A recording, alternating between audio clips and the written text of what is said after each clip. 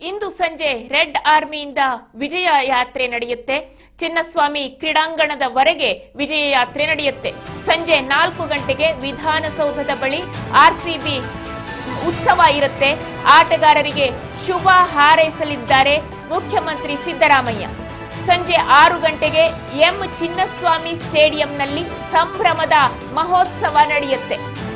ಆ ಒಂದು ಮಹೋತ್ಸವದಲ್ಲಿ ರೆಡ್ ಆರ್ಮಿ ಭಾಗಿಯಾಗುತ್ತೆ. ರೆಡ್ ಆರ್ಮಿ ಅಂದ್ರೆ ಇಲ್ಲಿ ಆರ್ಸಿಬಿ ತಂಡ ಈ ಒಂದು ಸಂಭ್ರಮಾಚರಣೆಯಲ್ಲಿ ಭಾಗಿಯಾಗ್ತಾರೆ.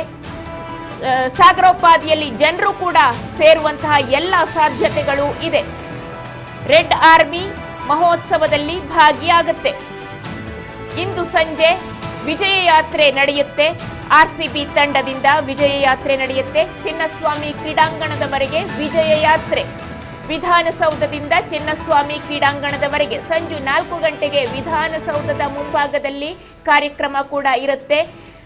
ನಂತರದಲ್ಲಿ ಚಿನ್ನಸ್ವಾಮಿ ಕ್ರೀಡಾಂಗಣದವರೆಗೆ ವಿಜಯ ಯಾತ್ರೆ ನಡೆಯುತ್ತೆ. ಇಂದು ಸಂಜೆ ಆರ್ಸಿಬಿ ತಂಡದಿಂದ ವಿಜಯ ಯಾತ್ರೆ ಚಿನ್ನಸ್ವಾಮಿ ಕ್ರೀಡಾಂಗಣದವರೆಗೆ ವಿಜಯ ಯಾತ್ರೆ ನಡೆಯುತ್ತೆ. ಸಂಜೆ 4 ಗಂಟೆಗೆ ವಿಧಾನಸೌಧದ ಬಳಿ ಆರ್ಸಿಬಿ ಉತ್ಸವ ಇರುತ್ತೆ. ಆಟಗಾರರಿಗೆ ಮುಖ್ಯಮಂತ್ರಿ ಸಿದ್ದರಾಮಯ್ಯ ಶುಭವನ್ನ ಹಾರೈಸುತ್ತಾರೆ.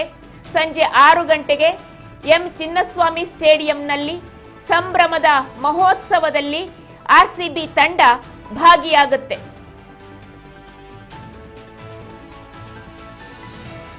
ವಿಕ್ಟರಿ ಪೆರೇಡ್ ನಡೆಯುತ್ತೆ. ವಿಜಯೋತ್ಸವ ಚಾಂಪಿಯನ್ಸ್ ಆಗಿ ಹೊರಹೊಮ್ಮಿದ್ದಾರೆ.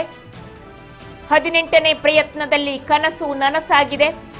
ಟ್ರೋಫಿಯನ್ನ ಎತ್ತಿ ಹಿಡಿದಿದ್ದಾರೆ.